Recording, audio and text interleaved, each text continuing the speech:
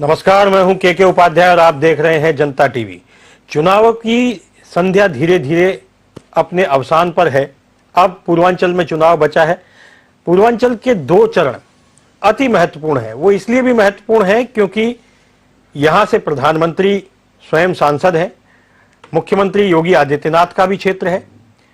विपक्ष के नजरिए से देखें तो यहां दो प्रमुख दल जो पिछली बार भारतीय जनता पार्टी के साथ थे, वो इस बार समाजवादी पार्टी के साथ है, जिसमें ओम प्रकाश राजभर और दूसरे बड़े नेता स्वामी प्रसाद मौर्य, जो बहुजन समाजवादी पार्टी छोड़ करके आए थे और इस बार वे 2022 आते आते आगे के दिनों में समाजवादी पार्टी में शामिल हो गए। इसके अलावा पूर्वांचल जाना जाता है माफियाओं के लिए भी। लगभग 56 ऐसी सीटें हैं जहां माफियाओं का कब्जा रहता था। ऐसे में भारतीय जनता पार्टी और सपा के बीच में लड़ाई महत्वपूर्ण हो जाती है। भारतीय जनता पार्टी ने माफियाओं पर जो कार्रवाई की है उसके भरोसे चुनाव मैदान में है। साथ ही पूर्वांचल में जो काम उन्होंने कराए हैं उसको लेकर के भारतीय जनता पार्टी के बड़े दावे हैं। उनका कहना है कि पूर्वांचल में जितना विकास इन 5 सालों में हुआ है, पहले कभी नहीं हुआ। वहीं समाजवादी पार्टी स्वामी प्रसाद मौर्य, ओम प्रकाश राजभर के सहारे है। भारतीय जनता पार्टी के साथ जो दो छोटे दल हैं, जिनमें अपना दल की अनुप्रिया पटेल और निषाद पार्टी के संजय निषाद, तो ये जो एक जातियों का समूह पूर्वांचल में है, साथ ही यहाँ पे छुट्टा जानवरों की भी समस्याएं हैं, यहाँ पर काशी कॉरिडोर भी है, गोरखनाथ का मठ भी है। तो कुल मिलाकर के चुनाव पेचीदा हो जाता है। 156 सीटों पर चुनाव होना है। इन 56 सीटों पर क्या रहेगा, क्या मुद्दे रहेंगे, इन्हीं सब पर बातचीत करने के लिए हमारे साथ आज हैं भारतीय जनता पार्टी के प्रवक्ता दीपक सोनकर, कांग्रेस के प्रवक्ता अभिमन्यु त्यागी, समाजवादी पार्टी के नेता विनय सिंह और वरिष्ठ पत्रकार संजय तिवारी हमारे साथ गोरखपुर से जुड़ रहे हैं। संजय तिवारी जी पूर्वांचल के ही रहने वाले हैं और उनकी पूर्वांचल पे अच्छी खासी पकड़ भी है। बातचीत की शुरुआत हम दीपक सोनकर जी से करते हैं। दीपक जी, भारतीय जनता पार्टी के पास पूर्वांचल में जाने के लिए मुद्दे क्या है?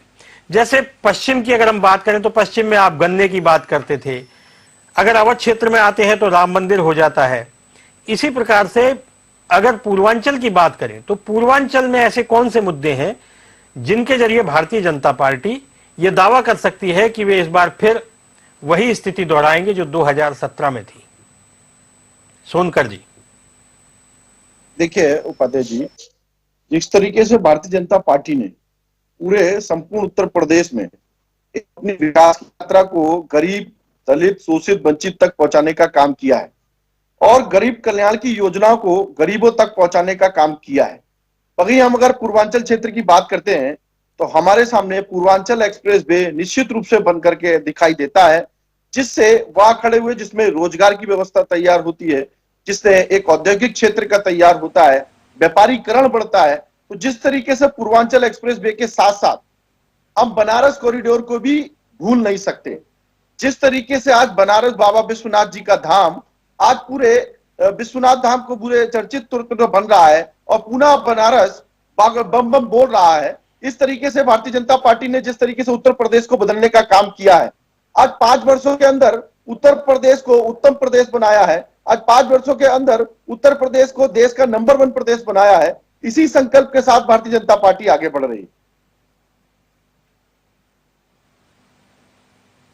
ठीक है सोनकर जी। विनय सिंह जी, समाजवादी पार्टी के पास क्या मुद्दे हैं? समाजवादी पार्टी को सबसे बड़ी दिक्कत आ रही है कानून व्यवस्था के मामले में। भारतीय जनता पार्टी कहीं ना कहीं एज लेती दिखाई देती है और पूर्वांचल में तो जो माफियाओं के इलाके रहे हैं, चाहे वो ब्रजेश सिंह हो, चाहे वे धनंजय सिंह हो, चाहे मुख्तार अंसारी रहे हों या अतीक अहमद रहे हों, और भी तमाम ऐसे सारे नाम हैं, अबू सलेम, दुर्गा यादव, विजय मिश्रा, चाहे वो किसी भी दल के हों, लेकिन ये माफियाओं का इलाका रहा है। माफियाओं पर योगी आदित्यनाथ का बुलडोजर चला है और बुलडोजर के सहारे योगी आदित्यनाथ इस चुनाव में खम ठोक रहे हैं, आगे बढ़ रहे हैं। समाजवादी पार्टी के पास योगी के इस बुलडोजर की काट क्या है?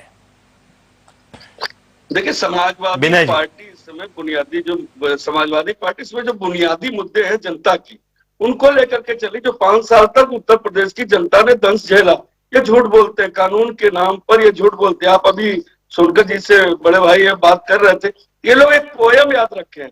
बच्चों से जब पूछा जाता है कि बच्चे जरा कोई पोयम सुनाओ, तो एक ही पोयम सुनाते हैं, twinkle twinkle little star how उसी तरह भारतीय जनता पार्टी के लोगों से बात करेंगे तो एक लाइन है, उसी लाइन पे बात करेंगे, लेकिन लाइन पर सच्चाई क्या है? लाइन जो बोलते हो धरातल पे क्या कहेंगे? रोजगार दिया, मैंने ये किया, मैंने, उससे सरोकार जनता का क्या है? आज जनता के पास रोजगार नहीं है, बेरोजगार आत्महत्या कर रहे हैं। आज लोगों के पास खाने का अन्न नहीं है, कह रहे हैं हम फ्री दे रहे हैं। फ्री नहीं दे रहे हैं, आपको जनता का अधिकार है जो बाबा साहब भीमराव अम्बेडकर ने अपने संविधान के तहत जो है हमें अधिकार दिया। आप कहते हैं फ्री दे रहे हैं। ये फ्री फ्री कह करके कहीं ना कहीं आप गरीबों के सम्मान से खेलने का प्रयास कर रहे हैं। आप कहते हैं कि हमने अपराधियों को अंदर किया। कौन से अपराधी? आपने चिन्हित सत्ता संरक्षित अपराधियों को छोड़ दिया, बाकी आपने जो एक द्वेष की भावना से काम किया। आपके पास कोई एजेंडा नहीं है। आप पूर्वांचल एक्सप्रेस वे का नाम लेते हैं, विजन किसका था? आधा कार्य समाजवादी गौरव, इनके द्वारा कोई काम किया गया नहीं है। ये केवल जनता को परेशान किए हैं। इन्होंने कहते हैं हम अपराध कैसे कहेंगे? जब वही आशीष मिश्रा की रिहाई होती है 4 महीने में, वही खुशी दुबे के हाथ की मेहंदी भी नहीं छूटी होती है, वो 1.5 साल रहती है। 4 लोगों का हत्यारा, वो तुरंत छूट जाता है। महाधिवक्ता जाकर के अपोज नहीं करते हैं, कोई उत्तर प्रदेश से अपोज नहीं किया जाता। और कौन सी खुशी दुबे ने अपराध किया था? कौन सी आतंकवादी थी? कितने लोगों की उसने हत्या कर दी थी? ये सब लोग बहुरूपिया लोग हैं। ये फिर छलने का काम कर रहे हैं। ये होता है ना कि एक समय आता है, जैसे ही मौसम आता है तो उस टाइप के लोग चले आते हैं। ये मौसम टाइप के लोग हैं, फिर आ गए छलने के लिए। लेकिन जनता तैयार। जो सबसे खूबसूरत चीज आप उत्तर प्रदेश में देखिए कि अब की बार ये लोग कहा न कि किस पर बात नहीं किए, गन्ना पे बात किए, जिन्ना पे बात किए, फिर आतंकवाद पे बात। आप आतंकवादी बोलते हो, हमारी सुरक्षा एजेंसियां क्या करी? वो तहकीकात करी, वो बताएंगी। क्या आपको पता है कौन आतंकवादी है? क्यों नहीं पकड़ लेते हो? ये तो आप अपने सरकार की कहीं न कहीं जो है कमियां बता रहे हो कि आतंकवादी है। अरे आतंकवादी है तो आपकी डबल इंजन की सरकार है, क्यों नहीं पकड़ लेते हो? ये झूठ बोलते हैं, बहुरूपिया छली लोग हैं। इनका बोरिया बिस्तर उत्तर प्रदेश से बच चुका है। जी ठीक है। कांग्रेस के अभिमन्यु त्यागी भी हमारे साथ में है। त्यागी जी, कांग्रेस इस चुनाव को किस नजरिए से देखती है? क्योंकि अगर हम पूर्वांचल में या कहीं पर भी उत्तर प्रदेश में नजर डालें, या जो अभी तक दिखाई देता है, उसमें कांग्रेस इस जो चुनावी रण है उसमें कहीं दिखाई नहीं देती, लड़ती दिखाई नहीं दे रही है। वजह क्या है? क्या सांगठनिक ढांचा कमजोर है? और अगर कमजोर है तो कांग्रेस इस पे काम क्यों नहीं कर पाई? और दूसरा, अब चूंकि पूर्वांचल की हम बात इसलिए कर रहे हैं क्योंकि चुनाव यहीं बचा है, तो पूर्वांचल में कांग्रेस के अपने मुद्दे क्या है? कांग्रेस क्या अपना गढ़ बचा पाएगी? रायबरेली, अमेठी, यहां पर कांग्रेस क्या अपना गढ़ बचाने में कामयाब हो पाएगी? इसके अलावा पूर्वांचल में आप किन मुद्दों को लेकर के चुनाव मैदान में जा रहे हैं? और जो मैंने पहले सवाल किया कि कांग्रेस दिखाई क्यों नहीं दे रही, कांग्रेस की वो दमखम नजर क्यों नहीं आ रही? अभिमन्यु जी। जी, सबसे पहले मैं सभी को नमस्कार करता हूँ। पैनल में जो भी सब मौजूद है, नमस्कार और जय हिंद बोलता हूँ।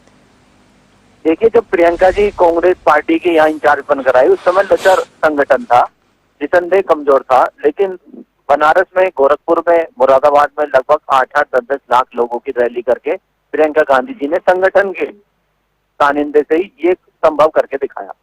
और जहां तक मुद्दों की बात है, मुद्दा पूरे उत्तर प्रदेश का बेरोजगारी, पूरे उत्तर प्रदेश का मुद्दा है, आवारा पशुओं का मुद्दा है। आप इन्होंने, हमारे भाजपा का प्रवक्ता जी ने कहा पूर्वांचल एक्सप्रेस वे में आप सांझ के समय देखना कि वहाँ आधे एक्सप्रेस वे पे आवारा पशु जाके लेके आएंगे। मैं भी उस एरिया में जाके ट्रेनिंग देकर आया था पार्टी की। देखा कि 450 किलोमीटर का जो ये एक्सप्रेस वे है, एक भी दुकान नहीं है जहाँ पंचर की दुकान हो, एक भी दुकान नहीं है जहाँ हवा भर सके, एक भी दुकान पानी की कहीं से बोतल मिल सके, एक भी पेट्रोल पंप नहीं है। पूरा का पूरा हाईवे बिल्कुल खाली है। तो ऐसी इनका विकास पूरा खाली है, कहीं कुछ काम नहीं करा इन्होंने पूरे 5 साल। अगर विकास किया है तो अपना करा है, अपने इन्होंने कार्यालय जरूर 5 स्टार बना लिए, अपना और अंबानी, अडानी और चंद उद्योगपति का जरूर काम करा है। 3 साल से फौज की भर्तियां चालू नहीं। इन नौजवानों की उम्र 20 साल थी, आज 23 है। जिनकी 22 थी उनकी 25 साल उम्र है, उनकी उम्र बढ़ गई है। इन्होंने 5 साल किसानों को लूटा। मैं गन्ना किसान हूँ, गन्ने का इन्होंने पेमेंट नहीं।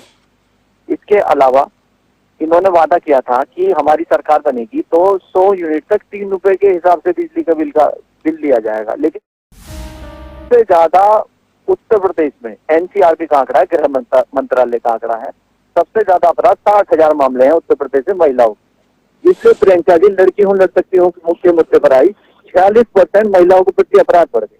वो अपराध कहीं से शुरुआत करनी थी, वो उत्तर प्रदेश से शुरुआत कर दिया। हम एक तरफ जहाँ धर्म और जाति के नाम पर चुनाव लड़ा जा रहा है, हम जो जनता से जुड़े मुद्दे उनको जीवित रख रहे हैं, महिला सुरक्षा, चिकित्सा, शिक्षा, रोजगार, किसानी, विकास, इन मुद्दों पर हम लोग चुनाव लड़ रहे हैं। हम उस चीज का विरोध करते हैं जो 80 बनाम 20 की बात करते हैं, अली बाहुबली बजरंगबली की जो ये बात करते हैं, ये कहते हैं मैं गर्मी उतार दूंगा, शिमला बना दूंगा। अगर ये सचमुच में विकास करते, 5 साल काम करते, तो आज ही अपने रिपोर्ट कार्ड के आधार पर बात करते। ठीक है त्यागी जी, उसका जवाब आपने जो मुद्दे उठाए हैं, दीपक सोनकर जी हमारे साथ है, लेकिन उससे पहले हम संजय तिवारी जी से जान लेते हैं। संजय तिवारी जी, पूर्वांचल इस बार क्या करवट लेने वाला है? पूर्वांचल की धरती धार्मिक धरती भी है और पूर्वांचल की धरती पर माफिया भी उसी तरीके से काबिज रहे हैं। इस बार जो समीकरण बन रहे हैं उनको आप किस तरीके से देखते हैं? भारतीय जनता पार्टी के दावों में कहां तक दम है? वहीं समाजवादी पार्टी के जो नेता हैं उनको भी आपने सुना और कांग्रेस ने भी कहा। इन सबका जो बीच का लब्बो लुआब है, आप चूंकि पत्रकार हैं, तटस्थ हैं, आप किस नजरिए से पूर्वांचल का रण देखते हैं? सबसे बड़ी बात यह है कि 231 विधानसभा सीटों के लिए चुनाव हो चुका है। इन 231 में पिछली बार भारतीय जनता पार्टी को 192 सीटें मिली। ये अब बीती बात हो गई। कल से लेकर और 7 तारीख तक 3 चरणों के चुनाव हैं। इन 3 चरणों में 27 तारीख यानी कल 51 सीटों के लिए मतदान होना है, 3 तारीख को 46 सीटों के लिए मतदान होना है, 7 तारीख को 26 सीटों के लिए मतदान होना है। ये तीनों चरण इसलिए महत्वपूर्ण है कि कल का जो चरण 27 तारीख का है उसका केंद्र अयोध्या है। जो 3 तारीख का चुनाव है उसका केंद्र गोरखपुर, और जो 7 तारीख का चुनाव है उसका केंद्र काशी है, बनारस। अयोध्या के मुद्दे पर भारतीय जनता पार्टी आज सत्ता में। गोरखपुर से योगी आदित्यनाथ जी स्वयं मुख्यमंत्री हैं और उनका चेहरा इस चुनाव में, और सबसे बड़ा चेहरा जो इस समय भारत का है नरेंद्र मोदी जी का, उनकी प्रतिष्ठा 7 तारीख वाले चुनाव में दांव पर है। तो जाहिर सी बात है कि ये 3 चरण वैसे नहीं है जैसे बीते चरणों में चुनाव हुआ है।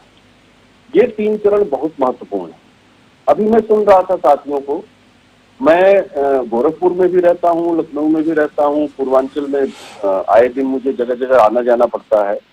देखिए, एक बात साफ है कि अयोध्या, बनारस और काशी, 3 शहरों को पिछले 70 वर्षों में पहली बार यहाँ की जनता बदलते हुए देख रही। आज गोरखपुर में बिल्कुल राष्ट्रीय स्तर का एम्स स्थापित है। आज गोरखपुर में फर्टिलाइजर कारखाना शुरू हो चुका है। आज गोरखपुर के बीच से 4 लेन सड़कें निकल रही हैं। काशी में काशी कॉरिडोर बन चुका है। पहले भगवान शिव के यहाँ इसी जलाभिषेक में 28 तारीख को संयोग से महाशिवरात्रि का पर्व है, और 28 तारीख को काशी में जैसे पहले महाशिवरात्रि से लोग जाते थे, इस बार जाएंगे तो उनको बड़ा फर्क नजर आएगा। अयोध्या एक ऐसा शहर रहा है जहां इन 5 वर्षों के पहले बस स्टेशन पर सर एक बाथरूम नहीं हुआ करता था। आज अयोध्या चमक रहा है। तो ऐसा नहीं है कि केवल राजनीति के लिए होती है। राजनीति में जनता भी इन्वॉल्व होती है। जनता की भावनाओं को भी राजनीतिक दलों के लोगों को सोचना चाहिए। जनता अपने आप निर्णय ले चुकी है और ले रही है कि उसे किसके साथ रहना है। आज पूर्वी उत्तर प्रदेश की हालत यह है कि माफिया शब्द यहाँ समाप्त प्राय है। माफिया नाम का कोई चीज बचा नहीं है। एक आध जो बड़े दबंग टाइप के लोग बचे भी हैं, उनका भी कुछ न कुछ हो रहा है। मैं ये नहीं कहने जा रहा हूं कि पूरा समाज एकदम साफ हो गया है और पूरी तौर पे सारी सीटें भारतीय जनता पार्टी को मिल जाएंगी। सत्ता संरक्षित लेकिन माफियाओं का कभी आपने नाम लिया? वो भी लेकिन तो है मैं किसी राजनीतिक दल का नहीं हूँ।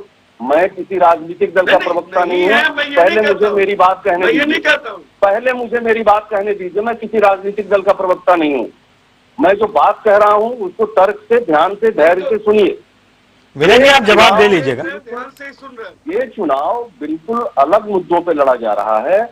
भारत की आजादी के बाद और 2017 से पहले ये पहला चुनाव है जिसमें गन्ना कोई मुद्दा नहीं है, जिसमें गरीबी मुद्दा नहीं है, जिसमें बिजली मुद्दा नहीं है, जिसमें सड़क मुद्दा नहीं है, जिसमें पानी मुद्दा नहीं है, जिसमें माफिया मुद्दा बना हुआ है कि माफियाओं की सफाई हुई है। इसमें एक मुद्दा पूरे प्रदेश में, आप किसी भी टेलीविजन चैनल पे बात कर रहे होंगे या कहीं भी देख रहे होंगे, तो एक बात सभी एक स्वर से स्वीकार करते हुए दिख रहे हैं कि उत्तर प्रदेश में जनता की सुरक्षा बढ़ी है, सुरक्षा की भावना आई है। दूसरी बात, भैया मेरी बात कर लेने दो, आप अपनी बात कहिएगा, आप अपनी बात कहिएगा।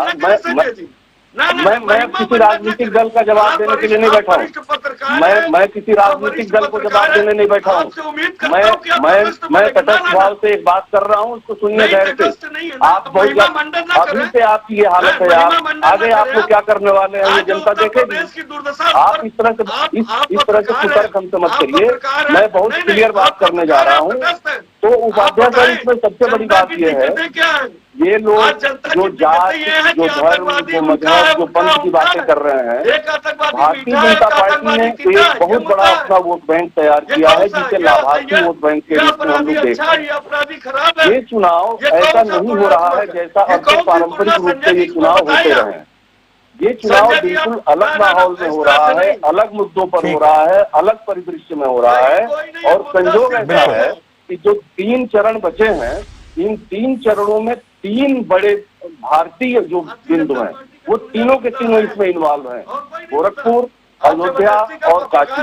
तो ऐसे में पूर्वी उत्तर प्रदेश के इस अंचल में ये आपके 5वें 6ठे चरण में 57 सीटों पर मतदान होना है और 7वें चरण में 54 सीटों पर मतदान होना है, और जो मतदान होने जा रहा है वो 61 सीटों पर होने जा रहा है।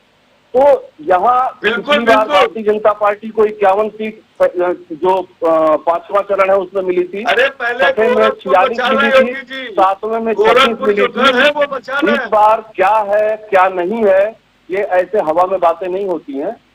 पूर्वांचल की जनता सीधे अयोध्या से जुड़ी हुई है, काशी से जुड़ी हुई है और गोरखपुर से जुड़ी हुई है।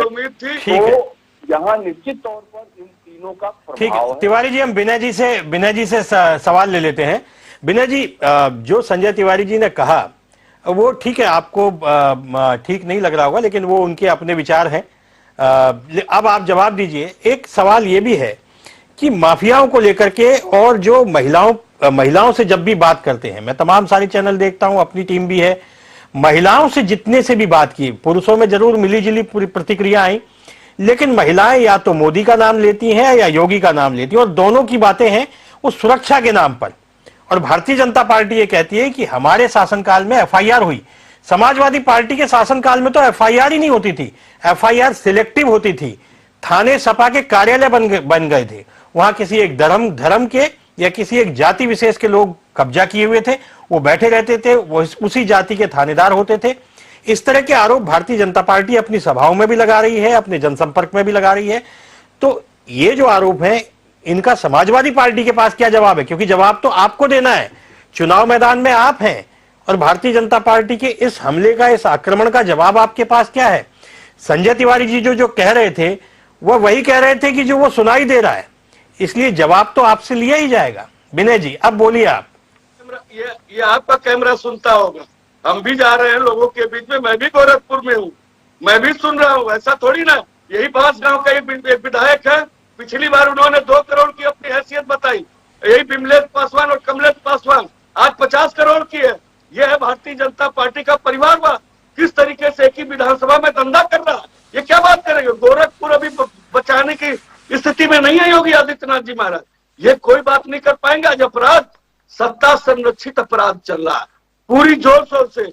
आप धनंजय सिंह की बात कर रहे थे, आप ब्रजेश सिंह की बात कर रहे थे, और आज आशीष मिश्रा, टैनी महाराज जिनके ऊपर 120 भी था। क्या ये अपराधी नहीं है? अपराध का पैमाना आपका क्या है? आपको दलित को जो है टायर और पेट्रोल से जला के मार देते हो, आप तुरंत उसका दाह संस्कार कर देते हो। कानून व्यवस्था के नाम पर अखिलेश यादव को दोषी देती हैं, समाजवादी पार्टी पर वो आरोप लगाती हैं। उनका ये कहना है कि इन्होंने अंबेडकर जी का अपमान किया है और दलितों पर जो अत्याचार हुए हैं वो समाजवादी पार्टी के शासनकाल में हुए थे। ये मायावती का कहना है, मेरा कहना नहीं है। और वो दलितों की सबसे बड़ी नेता है। आप दलितों की बात कर रहे हैं, इसलिए ये बात मैंने बीच में बोली। जी अब बोलिए। कहने के लिए तो योगी जी ने, माननीय प्रधानमंत्री ने कहा कि वो क्या इत्र व्यवसायी का नाम हुआ है, वही इत्र बताता था। बाद में बैकुंठ बचाना कर पड़ा। आप ये बताइए, भारतीय जनता पार्टी के नेता और इस देश के प्रधानमंत्री को जब बोलते हैं मंच से ऑथेंटिक बोलना चाहिए, क्योंकि पूरा देश सुनता है। आप जब इस तरह का मजाक करें, आप कहें कि बम आखिर साइकिल पे क्यों रखा जाता, आपने कभी ये बताया कि आखिर साइकिल पे गरीब क्यों चलता है? इसको जानने का आपने प्रयास किया? आप बताते बम। आज ये बात मजाक करने का, आपको बात, आज उत्तर प्रदेश का चुनाव है। उत्तर प्रदेश बहुत बड़ा प्रदेश है। आज यहाँ मुद्दों की बात होनी चाहिए कि आज लोग परेशान कैसे, बेरोजगारी कैसे है, आज महंगाई कैसे, इन सब, आज आवारा पशु किसान, इन सबों पर बात होनी चाहिए। ये देश को कहाँ ले आना चाहते हैं? ये प्रदेश को कहाँ ले आना चाहते हैं? झूठ बोलते हैं ये लोग। ये रुपया लोग हैं, खत्म हो चुका है। इन चरणों तक इनका खात्मा हो चुका है। इनके पास कुछ है नहीं। अभी सोनकर जी कह रहे हैं, हाथ उठा रहे हैं। अभी देखिए पोएम सुन लीजिए उनसे।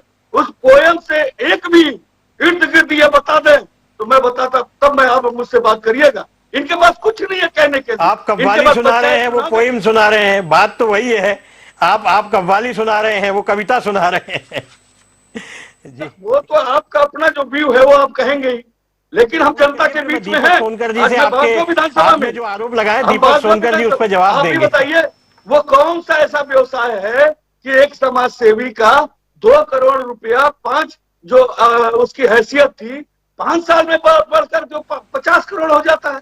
ऐसी कौन सी मशीन है? यहीं पे उनके बड़े भाई कमलेश पासवान, वो भी सांसद, लूट लिया इन लोगों ने गोरखपुर को। इन्होंने गोरखपुर में परिवारवाद फैलाकर लूट लिया है, खत्म कर दिया है। यहाँ से भी योगी आदित्यनाथ जी महाराज का बोरिया बिस्तर बदरा। अब आने दीजिए परिणाम, देखिए यहाँ से क्या हाल हो रहा है। ये खत्म हो चुका है, इनका खात्मा तय है। आज समाजवादी पार्टी की सरकार बनने जा रही। जी ठीक है सोनकर जी, अब मुझे सवाल करने की मुझे लगता है जरूरत नहीं है। आपने सभी को सुन लिया। आपको, मुझे लगता है चूंकि आपकी पार्टी सरकार में है, आपको एक एक करके इनका जवाब देना चाहिए। जी बिल्कुल आदरणीय के उपाध्याय जी सर। देखिए, मुझे लगता है कि मैं किसी के बीच में नहीं बोला हूं, तो मेरा बड़ा अनुरोध आग्रह है कि मैं जब अपनी बात रखूं तो मेरे विषय में भी कोई बोले ना। मैं उनके सभी सारे सवालों का जवाब निश्चित रूप से दूंगा। आदरणीय विनय जी को ये जानकारी, मुझे लगता है ये इनकी बौखलाहट ही है कि उत्तर प्रदेश से समाजवादी पार्टी का सुपड़ा साफ होने वाला है। 10 मार्च को उत्तर प्रदेश से सपा साफ हो जाएगी। और उत्तर प्रदेश के अंदर आज जिस तरीके से अलग अलग क्षेत्रों में ये बदलाव दिखाई दिया है। अरे भैया पहले सुन लो आदरणीय विनय जी, मेरा आग्रह है भाषणकर्ता के साथ साथ श्रोताकर्ता भी बन जाओ और सुन लो। खाली बोलने का काम के साथ सुन लेंगे तो ज्यादा अच्छा रहेगा।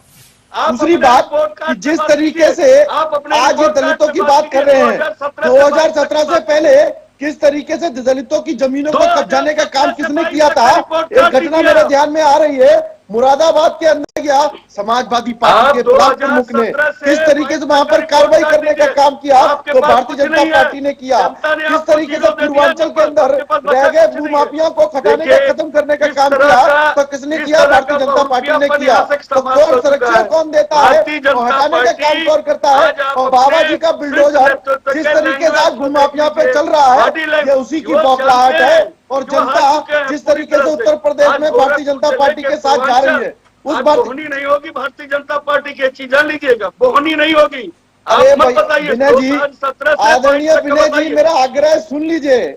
सुनिए, जवाब सुनना चाह रहे हैं ना, सुन लीजिए पहले। ये बौखलाहट मत दिखाइए। ये बौखलाहट से ही पता लग रहा है कि उत्तर प्रदेश से समाजवादी पार्टी का सुपड़ा साफ हो रहा है। इसी बौखलाहट से पता लग रहा है। ये बौखलाहट मैनपुरी में दिखाई दे रही है, ये मैनपुरी में भी पता चल रहा है कि वहां से भी आगे आदरणीय जी एसपी बघेल जी हमारे जीतने जा रहे हैं और राष्ट्रीय अध्यक्ष जी का सुपड़ा साफ हो रहा है। ये बौखलाहट ही बता रही है। ये काम देखिए भैया, उत्तर प्रदेश की जनता आज मन बना चुकी है। उत्तर प्रदेश की जनता ने तय किया है कि पीछे किए गए कामों के आधार पर निर्णय करने वाली है कि किस तरीके से किसने आतंकवादियों को संरक्षण देने का काम किया और किस तरीके से आतंकवादियों को हटाने का काम किया, किसने 2 से 4 घंटे बिजली देने का काम किया, किसने 24 ठीक है दीपक जी, मैं आता हूं आपके पास। ठीक है जी दीपक जी, अभिमन्यु जी, आपने दोनों को सुना। ऐसे में पूर्वांचल में जो कांग्रेस के टाइम में एक मुद्दा बड़ा चलता था, गरीबी वाला मुद्दा चलता था, और पूर्वांचल को लेकर के बड़े मिथक और बड़े कहानियां रही हैं कि यहाँ की गरीबी को अक्सर कांग्रेस भुनाया करती थी। कांग्रेस पिछले 30 साल से इस सीन से बाहर है, लेकिन हर साल कांग्रेस चुनाव लड़ती है, और चूंकि लोकतंत्र है चुनाव लड़ना भी चाहिए। ऐसे में पूर्वांचल में जो काम हुए हैं, क्या आप मानते हैं कि भारतीय जनता पार्टी ने काम किए हैं? दूसरी बात, जो कोई समझने को तैयार नहीं है, जो लाभार्थी वाला एक वर्ग जो तैयार किया है भारतीय जनता पार्टी ने, उस लाभार्थी वर्ग को सब नजरअंदाज कर रहे हैं। वो जातियों के मिथक तोड़े हैं, उसने 19 में भी तोड़े थे और उसने 17 में भी तोड़े थे। तो ये क्या उसको कांग्रेस भी नजरअंदाज कर रही है?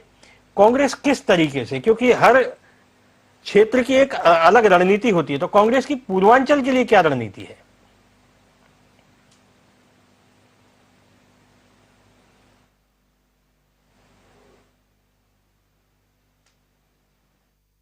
अच्छा ठीक है, अभिमन्यु जी से हमारा आवाज पहुंच नहीं पा रही है। संजय तिवारी जी, मेरा सवाल यह है कि पिछली बार लगभग जिन सीटों पर चुनाव हुआ था उनमें 80, यानी 2017 के जो परिणाम थे, जो मेरे पास आंकड़ा है, उसमें करीब 80 सीटों पर समाजवादी पार्टी दूसरे नंबर पर थी और वहां मार्जिन भी कम था।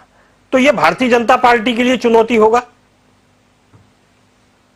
ये भारतीय जनता पार्टी के लिए एक बड़ी चुनौती है, और ये मार्जिन हो सकता है और कम हो जाए, क्योंकि देखिए इस बार चुनाव सीधे सीधे भारतीय जनता पार्टी और समाजवादी पार्टी के बीच में चल रहा है। समाजवादी पार्टी ने थोड़ा सा और धैर्य से काम लिया होता तो बहुत अच्छा चुनाव हो सकता था। पूर्वांचल के टिकटों के वितरण में समाजवादी पार्टी ने कुछ गलतियां की, जिसका खामियाजा उन्हें भुगतना पड़ेगा। शायद वो समझ नहीं पाए। पूर्वांचल अभी जो हमारे समाजवादी पार्टी के साथी हैं, पहले तो उनको थोड़ा सोचना चाहिए कि कोई बोल रहा है तो उसको बोलने देना चाहिए। आपको जवाब देने का अवसर है, आप पूरा जवाब दीजिए। ये लोकतंत्र है और इसमें सबको सबका अधिकार मिला हुआ है। हम लोग किसी पार्टी के नहीं है और किसी पार्टी से कोई लेना देना नहीं है। और मैं उन्हें जानकारी दे दूं कि मैंने आज तक अपने जीवन भर में सरकार से 1 पैसे की मदद नहीं ली है, नहीं मैं मान्यता प्राप्त पत्रकार हूं। जबकि समाजवादी पार्टी के शासन में जितने नेता होते थे, आप जारी रखिए। ऐसा काम नहीं जी, यहाँ पर ऐसा कोई काम नहीं हुआ था जिससे पूर्वांचल के लोग अपने पर गौरव करें। आज की तारीख में पूर्वांचल को गौरव करने वाली चीजें मिली हैं। आप बनारस से लेकर गोरखपुर तक देखिए, जिस तरह से काम हुए हैं, उस अब जो सामने काम दिखाई दे रहा है उसको हम न बोलें, वो अब दिख नहीं रहा है सबको। यहाँ कारखाना लग गया, बहुत बढ़िया कारखाना लगा है, खाद कारखाना। यहाँ बहुत अच्छा एम्स चल रहा है। ये बिहार के भी लोगों के लिए मदद कर रहा है और नेपाल के लिए लोगों के लिए भी मदद कर रहा है। यहाँ पर इंजीनियरिंग विश्वविद्यालय बन गया। तो इतनी ढेर सारी चीजें यहाँ पे हुई हैं, इन कार्यों को हम कैसे नजरअंदाज करें? यही 2017 से पहले की सरकारें होती थी। मैं जहाँ बैठा हुआ हूँ, यहाँ पर एक पुल बन रहा था और उस पुल के लिए हमको अपने व्यक्तिगत रूप से लगना पड़ा, तब जाके वो पुल कंप्लीट हो पाया, क्योंकि वही बगल में मेरा घर है। तो ये लोग बात करने की स्थिति में नहीं है। पूर्वांचल किसी समय अकेले मुलायम सिंह जी के साथ रहता था, और ये जिस तरह से सवाल उठा रहे हैं कि भारतीय जनता पार्टी के लोग परिवारवाद करके धन कमाए, ये किए वो किए। परिवारवाद देखना है तो इनको अपने आदरणीय मुलायम सिंह यादव के परिवार को देखना चाहिए। कैसे वो लोग एक साइकिल पे चलते हुए आज खरबों में खेल रहे हैं। एक एक परिवार के 32 लोगों को लाल बत्तियां मिली हुई थी। ये क्या बोलेंगे सर? इनके पास कहाँ जवाब है? ये वो लोग हैं जो चीजों को ठीक से या तो देख नहीं रहे हैं, समझ नहीं रहे हैं, बदलती राजनीति को नहीं समझ पा रहे हैं। एक और बहुत बड़ा मुद्दा है जो यहाँ काम कर रहा है। भारत की सरकार ने, भारतीय सेना ने लड़कियों को कमीशन दिया। लड़कियों को कमीशन देने का मुद्दा बहुत पहले से चल रहा है। ठीक है संजय जी, सेना में लड़कियों को कमीशन दिए जाने का मुद्दा। संजय जी, मैं आता हूं आपके पास। हमारे पास साथ में अभिमन्यु जी भी जुड़ गए हैं पुणे। अभिमन्यु जी, आपसे एक सवाल मैं कर रहा था, इत्तेफाक से लाइन कट गई थी। सवाल ये है कि हर पार्टी का हर क्षेत्र के लिए अलग अलग एक रणनीति होती है। पूर्वांचल के लिए कांग्रेस की रणनीति क्या है? और पूर्वांचल की गरीबी को कांग्रेस 30 साल पहले तक भुनाती रही थी, लेकिन अब पूर्वांचल से एक तरह से देखा जाए तो पूर्वांचल में कांग्रेस कहीं नजर ही नहीं आती कहीं पर भी। ये स्थितियां कहां है? और एक राष्ट्रीय पार्टी का इस तरह से चुनाव में अदृश्य हो जाना क्या दिखाता है कि कांग्रेस कभी उभर पाएगी या नहीं? देखिए, सबसे पहली बात यह है कि ये सब नजरिए की बात है। आप किस नजरिए से देखना चाहते हैं? अगर जनता के नजरिए से देखें तो चुनाव भारतीय जनता पार्टी वर्सेस जनता है। आज रोजगार नहीं है नौजवानों के पास। महंगाई का आलम यह है कि सुबह उठते ही चाय की पत्ती जो 130 रुपए किलो थी आज 500 रुपए किलो है। बिजली महंगी, राशन महंगा, 100 रुपए का सरसों का तेल आज 200 रुपए। चारों ओर महंगाई महंगाई इस सरकार में मिली है। इनके पास कोई विजन, कोई पॉलिसी नहीं है। मैं तिवारी भाई साहब की बातों को सुन रहा था, लेकिन एक बात है, धर्म के बारे में उन्होंने कहा, उन्होंने अयोध्या के बारे में कहा, काशी के बारे में बात बताई, गोरखपुर के बारे में बात बताई। देखिए, खाली पेट है ना, भजन भी नहीं हो पाता। यहां रोजगार नहीं है और आप मंदिर की बातें कर रहे हैं। हम मंदिर का स्वागत कर रहे हैं और हमारे तो वो जो नेता थे वो चले गए, शहीद हो गए राजीव गांधी जी। राम मंदिर निर्माण में उनका बहुत बड़ा योगदान है, लेकिन कांग्रेस पार्टी कभी धर्म के नाम पर राजनीति नहीं करती। इन लोगों ने राजनीति की। पिछले 6 महीने से सबको ये संदेश जा रहा था कि आदरणीय मुख्यमंत्री जी अयोध्या से जाके चुनाव लड़ेंगे, लेकिन उन्हें सेफ सीट नहीं लगी, वापिस अपने मठ की तरफ चले गए, गोरखपुर में जाके वो लोग चुनाव लड़ पाए। आप देखिए, पहले चरण में ये लोग हारे हैं, दूसरे चरण में हारे हैं, तीसरे चरण में इनको बड़ी चुनौती मिली है और चौथे चरण में हार कर 5वें चरण में जो है बहुत बड़ी चुनौती है। कोई भी एक भी जाति आज इनसे संतुष्ट नहीं है, कोई भी एक भी धर्म आज इनसे संतुष्ट नहीं है, कोई भी एक भी तबका इनसे आज संतुष्ट नहीं है, चाहे अगड़ा हो, चाहे पिछड़ा हो, चाहे दलित हो, चाहे मध्य वर्गीय हो। आज इस सरकार के खिलाफ सब लोग मिलकर चुनाव लड़ रहे हैं और इस सरकार को भेजकर ही अब जनता दम लेने वाली है। जहां तक कांग्रेस की बात है, कांग्रेस मुद्दे आधारित चुनाव लड़ रही है। इसी चरण में अमेठी भी पड़ता है, जहां रेल, सेल, घेल, भेल जैसे संस्थान, हिंदुस्तान एरोनॉटिकल लिमिटेड जैसे संस्थान, नवरत्न संस्थान जिन्हें कांग्रेस पार्टी ने बनाया, उन्हें भारतीय जनता पार्टी बेचने में लग रही है। अगर ये सचमुच में विकास है, अभी क्या रणनीति है? ये तो आपने बनाए, लेकिन अब आगे क्या रणनीति है? अभिमन्यु जी, आगे पूर्वांचल में आप कैसे, आपका परफॉर्मेंस क्या रहेगा? पूर्वांचल में आप कितनी सीटें जीतने का दावा करते हैं? आप अभी जो कह रहे थे कि यहाँ के जो 4 चरणों में बीजेपी हार रही है, तो फिर जीत कौन रहा है? क्या कांग्रेस जीत रही है या आप समाजवादी पार्टी की जीत के लिए कह रहे हैं? ये बताइए। ये तो चुनावी भाषण हो गया कि ये किया वो किया, वो सब पता है। कांग्रेस 70 साल चूंकि कांग्रेस का राज रहा है, तो जो भी देश में कुछ भी हुआ है वो कांग्रेस नहीं किया है। लेकिन इन्होंने तो 7 साल में कर दिया ना। ये इनका भी 7 साल से राज रहा है, लोगों ने देखा, रोज की रोज बेच देते। हम कह रहे हैं कि हम क्या काम करेंगे। उत्तर प्रदेश में 8 करोड़ लोग जो है वो 40 साल से कम उम्र के हैं। आंकड़ा है कि 100 में से 68 लोग यहाँ बेरोजगार हैं। उनके लिए काम होना चाहिए, खेती किसानी के लिए काम होना चाहिए, एमएसएमई उद्योग के लिए काम होना चाहिए। देखिए, नोटबंदी, जीएसटी और लॉकडाउन के बाद उत्तर प्रदेश में छोटे और मझोले जो उद्योग है वो 80,000 बंद हो चुके हैं, यानी रोजगार वहां पर भी घट चुका है। लखनऊ में जैसे चिकनकारी का काम है, 2.5 लाख लोग स्किल्ड लेबर वहां बेरोजगार बैठी हुई है। मेरठ बनारस का बुनकर उद्योग है, लेबर घर पे बैठी हुई है, स्किल्ड लेबर। 50% कारखाने बंद हैं। सरकार किसकी बन रही है? आपने कहा 4 चरणों में भाजपा, आपने कहा 4 चरणों में भाजपा हार रही है, तो सरकार किसकी बन रही है? समाजवादी पार्टी की या कांग्रेस की? हम कह रहे हैं कि या तो हम किंग है या किंग मेकर है।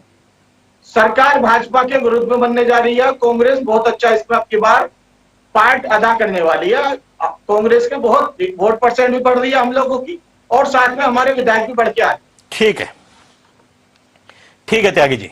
विनय जी, एक ये बताइए कि स्वामी प्रसाद मौर्य जिस जोर शोर के साथ भारतीय जनता पार्टी छोड़ करके समाजवादी पार्टी में शामिल हुए थे, उनके साथ 10-12 और नेता भी आए थे, लेकिन चुनाव जैसे जैसे आता गया किसी भी चरण में वे अखिलेश के साथ नहीं दिखाई दिए, वे स्टार प्रचारक नहीं दिखाई दिए, वे कहीं प्रचार करने नहीं गए।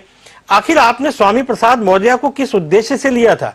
या आपको लगता है कि स्वामी प्रसाद मौर्य के आने के बाद जो उद्देश्य था आपका, पिछड़ों का समाजवादी पार्टी की तरफ वोटों का टर्नआउट करना था, उसमें सफल नहीं हो पाए? वजह क्या रही? ओम प्रकाश राजभर भी अखिलेश जी के साथ बाकी सभाओं में नहीं दिखाई दिए, वजह क्या? क्या इनकी सीटें भी फंस गई है या ये समाजवादी पार्टी में आकर के फंस गए? अरे सुन तो लीजिए उपाध्याय जी, इतना आप भी जो है तिवारी जी की तरह से ना बात करें। ऐसा है, स्वामी जी मैं सुनूंगा आपकी बात। गोरखपुर से इर्द गिर्द जितनी सीटें हैं सब पर प्रचार कर रहे हैं। अभी कल जो है चौरी चौरा थे, परसों जो है वहां थे, चिल्लू पार थे, वो प्रचार कर रहे हैं। कोई जरूरी नहीं है कि आपके कैमरे की वहां तक नहीं पहुंचा तो वो नहीं जा रहे। हम मोदी जी थोड़ी ना बिना कैमरे के प्रचार नहीं करेंगे, बिना कैमरे के चलेंगे नहीं। हम जनता के बीच पहुंचना हमारा दायित्व है, हम पहुंच रहे हैं। और चुनाव भारतीय जनता पार्टी बुरी तरह से हार रही, चीज को आप जानिए। और रही बात ओम प्रकाश राजभर जी की, तो बहुत सारी सभाओं में थे और इस समय अपने जो टिकटें उनकी है उन सभाओं में वो व्यस्त है, अब लगातार वो प्रचार कर रहे हैं। लेकिन भारतीय जनता पार्टी के झूठ बोलने के तरीके से आज हम लोग जब गांवों में जा रहे हैं, विश्वास मानिए, महिलाएं कह रही हैं कि होगा सिलेंडर देते रहे और उसके बाद राशन देवे लगना तो सिलेंडर में बढ़ा पैसा ले लेता है। यह स्थिति है गांव में। हर कोई जागरूक हो चुका है कि आप जो है सिलेंडर देते थे 500 में, आज आप 500 वो दे रहे हैं निधि और 150 रुपए का राशन और 100 रुपए की झोले की छपाई। जितने का राशन नहीं उससे ज्यादा झोले की छपाई है। और जनता जागरूक हो चुकी है, सब जान रही है। आप जिस तरीके से आज लोगों को परेशान होना पड़ रहा है, जिस तरीके से हिंदुस्तान की सबसे महंगी बिजली आज उत्तर प्रदेश में देना पड़ रहा, काम हुआ सरकारी समाजवादी सरकार में 2012 के पहले देखिए 9,720 मेगावाट क्षमता थी और 2017 में जब सरकार गई है तो 19,632 मेगावाट क्षमता थी। आज 2022 में 21,000 मेगावाट क्षमता थी और दो जो बड़े सब स्टेशन थे समाजवादी के समय में वही पूर्ण हुआ। इन्होंने काम ही कहा किया। भाई कैसे पैसा, आप लोग गांव से जुड़े होंगे तो आपको पता किस तरीके से पैसे की व्यवस्था करके 1 बीघा 1.5 बीघा 2 बीघा उसके पास खेत है, वह बोता है। शाम को जब साढ़ों का भारतीय जनता पार्टी के साढ़ के झुंड आते हैं वो पूरा चढ़ जाते हैं। अरे उसको सम्मान निधि मिलती है, एक एक घर में 12-12 हजार रुपए जा रहे हैं, एक व्यक्ति के नाम पे 12-12 हजार रुपए साल में जा रहे हैं। और अगर किसी के यहाँ 4 मेंबर हैं तो 48,000 हो जाते हैं, वो सॉरी 6-6 हजार रुपए जाते हैं वो, और मुफ्त का अनाज मिल रहा है। एक से उपाध्याय जी, आप घर मिले हैं, 31.5 लाख लोगों को घर भी मिले हैं जी। परिवार में 500 रुपया है, हर मेंबर को नहीं जाता है। आप पहले जानकारी ले, मुफ्त कोई उनका एहसान नहीं है। वो गुजरात से लेकर के नहीं और उत्तराखंड से लेकर के आए। ये बाबा साहब के बनाए हुए संविधान का हक है हमारा, जो आज हमें मिल रहा, जो यूपीए सरकार में खाद्य सुरक्षा बिल अधिनियम के तहत पारित। अरे वो हक है तो दे तो ये लोग रहे ना, ये हक आप लोगों ने नहीं दिया, कांग्रेस ने नहीं दिया, ये हक इन्होंने दिया है। वो मैं भी मानता हूं कि हक है, लेकिन ये हक दिया किसने है? जनता उसको देखेगी ना जिसने हक दिया है। ये क्यों दे रहे? इन्होंने कहा था आत्मनिर्भर बनाने के लिए। आज जनता का ये स्थिति कर दिया है, इतना बेहाल कर दिया है कि इन्होंने सरकार पर निर्भर बना दिया है। आज ये मांगा था हमने, इतने बड़ा माइंडेड के साथ ये मांगा था इससे कि आप हमारी स्थिति ऐसे कर दीजिए कि हमें फ्री का खाना पड़े और आप मंच से हमारे सम्मान को ललकारें और कहें हम फ्री का दे रहे हैं, हम फ्री का दे रहे हैं। गरीब है तो क्या सम्मान नहीं है? अगर गरीब का सम्मान नहीं है, गरीब का कोई फ्री के खिलाफ है। आप चाहते हैं कि ये फ्री में अनाज न दिया जाए। आपकी बातों से ऐसा लग रहा है कि जो फ्री में मुफ्त में अनाज गरीबों को दिया जा रहा है वह नहीं देना चाहिए, और समाजवादी पार्टी की सरकार यदि बनती है तो वह मुफ्त का अनाज देना बंद कर देगी, ऐसा आपकी बातों से प्रतीत हो रहा है।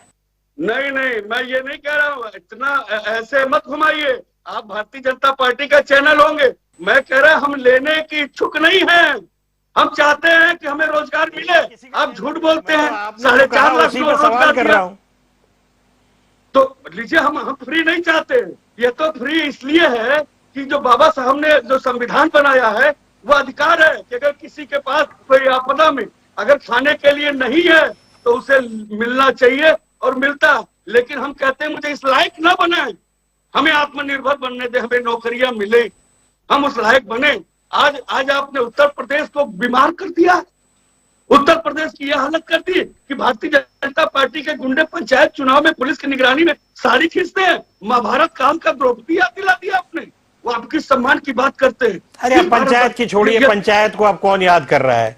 इन चुनावों की बात करिए। इस चुनाव में कानून व्यवस्था के नाम पर भारतीय जनता पार्टी समाजवादी पार्टी पर कहीं हावी नजर आती है।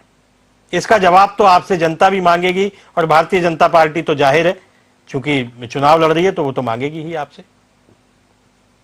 ठीक, जनता जवाब दे रही है, भरपूर दे रही है। आप देख नहीं ना, भाषा बदल गया इनका, ये कहां से कहां आ गए हैं। ठीक है, न धोबी का हम संजय तिवारी जी से सवाल ले लेते हैं। संजय जी, आप पूर्वांचल से जुड़े हुए हैं, पूर्वांचल में आपने लंबे समय तक पत्रकारिता की है और पत्रकारिता के आप एक सिद्ध हस्ताक्षर भी हैं उस इलाके में। मेरा ये सवाल है कि हरिशंकर तिवारी, स्वामी प्रसाद मौर्य, ओम प्रकाश राजभर जैसे नेता भारतीय जनता पार्टी के विरोध में उस इलाके में, जिस इलाके से आप आते हैं, वो क्या प्रभाव डालेंगे? क्या भारतीय जनता पार्टी को इसका खामियाजा भुगतना पड़ेगा या योगी आदित्यनाथ के गोरखपुर से चुनाव लड़ने से ये सारा जो बेल्ट है वह कवर हो जाएगा? एक पत्रकार होने के नाते एक तटस्थ सा जवाब आपसे चाहते हैं। बिल्कुल तटस्थ भाव से मैं कहूं तो समाजवादी पार्टी ने जिन दो लोगों के साथ गठबंधन किया उसका सबसे बड़ा खामियाजा स्वयं समाजवादी पार्टी ने जिन दो लोगों के साथ गठबंधन किया उसका सबसे बड़ा खामियाजा उन्हें खुद भुगतना पड़ रहा है। ओम प्रकाश राजभर की मंच से निकली हुई भाषा और गालियां समाजवादी पार्टी के लिए जहर जैसे साबित हो रही है। जहां तक स्वामी प्रसाद मौर्य जी का सवाल है तो कहीं नोट करके हमारे समाजवादी पार्टी के जो भाई हैं वो नोट करके रख लें।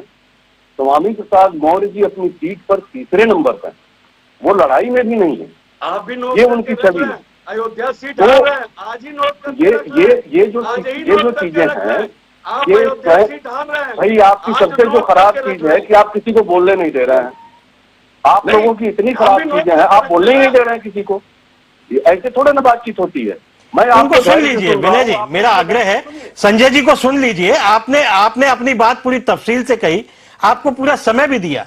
इतना तो भारतीय जनता पार्टी के जो प्रवक्ता हमारे साथ बैठे हुए हैं सोनकर जी, उनको भी नहीं मिला। आपको इसीलिए समय दिया ताकि आप ये ना कहें कि हम भारतीय जनता पार्टी के चैनल हैं या आजकल आरोप बहुत जल्दी लग रहा है मीडिया पर। आपको पूरा समय दिया। आप संजय जी बोल रहे हैं, उनको बोलने दीजिए। जो वो कह रहे हैं वो उनका अपना मत है, जरूरी नहीं है आप उससे सहमत हो। जी संजय जी आप बोलिए। देखी बात कह रहा हूँ, मुझे किसी से कोई लेना देना नहीं है।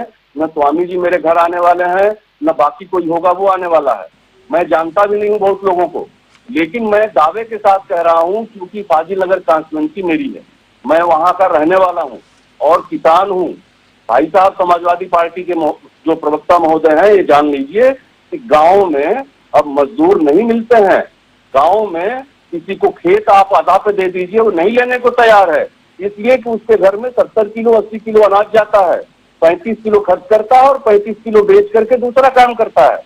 अब हमारे गांव में, मैं कभी हमारे साथ चलिएगा, मैं दिखा दूंगा मेरे खेत अपने, स्वयं कोई बोने वाला नहीं है, मैं जाके बोता हूँ।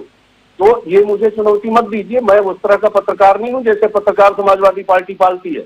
मैं अलग ढंग का पत्रकार हूँ। अपने बाहुबल पे, अपने क्षमता पे, अपने लेखन पे मुझे भरोसा है और किसी के डर और किसी के दबाव में मैं कोई बात नहीं कहता हूँ। अभी संजय जी बहुत संक्षेप में अपनी बात कहिए, समय समाप्त हो रहा है, आप कंक्लूजन करिए। अभी जो सर ने बात कही है दीपक जी, 2 मिनट में। हाँ, बिल्कुल लॉ एंड ऑर्डर के आधार पर चुनाव चल रहा है। पूर्वांचल में अयोध्या, गोरखपुर और काशी प्रभावी है। पूर्वांचल में नरेंद्र मोदी का चेहरा बहुत प्रभावी है और इतना प्रभावी है कि यहाँ पर हो सकता है कि भारतीय जनता पार्टी पिछली बार से बेहतर करे। ठीक है दीपक जी, बहुत संक्षेप में आप कंक्लूजन रिमार्क दीजिए। आपने तीनों वक्ताओं को सुना जो आपके, जिसमें से 2 आपके विरोधी हैं। संजय तिवारी जी पत्रकार हैं आप बहुत उसमें कि पूर्वांचल में आपका इस बार परफॉर्मेंस क्या रहेगा, पहले से बेहतर या पहले से कमतर, बहुत संक्षेप में दीपक जी। देखिए उपाध्याय जी, जिस तरीके से पूर्वांचल क्षेत्र में 2017 के बाद से जो बदलाव दिखाई दिया है, उस बदलाव के साथ जनता जा रही है। जिस तरीके से अभी बात बेरोजगारी की हो रही, तो मैं बताना चाहता हूं कि उत्तर प्रदेश के अंदर 2 करोड़ लोगों को रोजगार से जोड़ने का काम किया गया है, जहां की 2014 से पहले तो बेरोजगारी दर 18% होती करती थी, वही 3% हुई है। तो जिस तरीके से आज हम लोगों ने युवाओं को स्टार्टअप व्यापार के माध्यम से लोग जुड़ रहे हैं, चाहे पूर्वांचल क्षेत्र की बात हो, चाहे बुंदेलखंड क्षेत्र की बात हो, चाहे पश्चिम क्षेत्र की बात हो, तो जिस तरीके से आज युवाओं के अंदर एक बदलाव दिखाई दे रहा है, जिस तरीके से आज लोग रोजगार के मतलब स्टार्टअप व्यापार के माध्यम से अपना एक व्यापार सुनिश्चित कर रहे हैं, तो उस बदलाव के साथ में भारतीय जनता पार्टी के साथ में उत्तर प्रदेश की जनता जा रही है। ये जो मुझे लगता है कि जो बहकाने और भौकालने की बात उत्तर प्रदेश के अंदर अब चलने वाली। ठीक है, अभी चुनाव का समय है, आप सब लोगों की अपनी अपनी दावे हैं, अपनी अपनी बातें हैं। ये तो 10 मार्च को ही पता चलेगा कौन ऊंट किस करवट बैठेगा, ये 10 मार्च को ही हमें पता चलेगा। आप सब लोग हमारे साथ जुड़े, आप सब लोगों ने अपनी बात की, आप सब लोगों का बहुत बहुत धन्यवाद।